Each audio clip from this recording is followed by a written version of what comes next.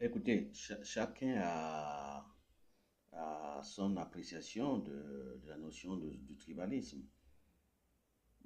Pour moi, je n'ai pas un regard péjoratif sur la question du tribalisme. Pour moi, le tribalisme en Afrique, c'est comme le capitalisme en Occident, c'est comme le communisme en Europe de l'Est et en Chine, etc. Le tribalisme, c'est notre modèle d'organisation sociale. Avant que le modèle républicain nous soit apporté par les Occidentaux, nous vivions avec le modèle tribal. Et nous vivions en parfaite harmonie les uns avec les autres. Bien évidemment que dans toute société humaine, il y a toujours des phases de conflit.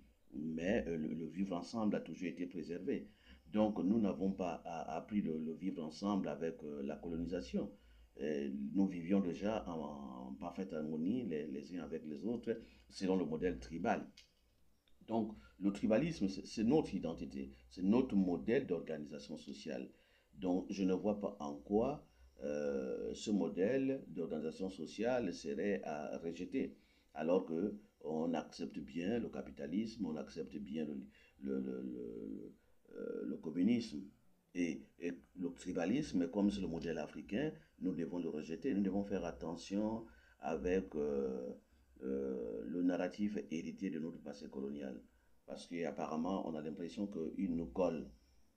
Tout ce qui vient de nous est mauvais, nous devons condamner. C'est ce qui vient d'ailleurs qui est bon. Il faut faire très très très attention. Nous devons tous comprendre que le tribalisme, c'était notre manière, c'est notre modèle d'organisation sociale.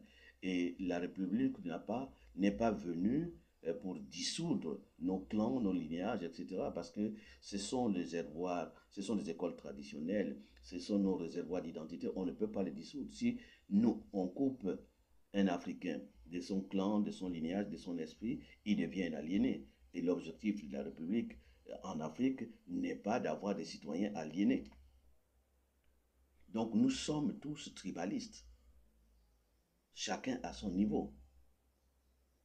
Et en Afrique, un enfant s'identifie d'abord par rapport à sa famille, son lignage, son clan, sa tribu, son ethnie. Et nous avons nos codes de responsabilité qui font que lorsqu'un enfant a un problème, il s'adresse d'abord à sa famille, il s'adresse à son clan, à sa tribu, etc. Et ça doit, cela n'a pas de limite.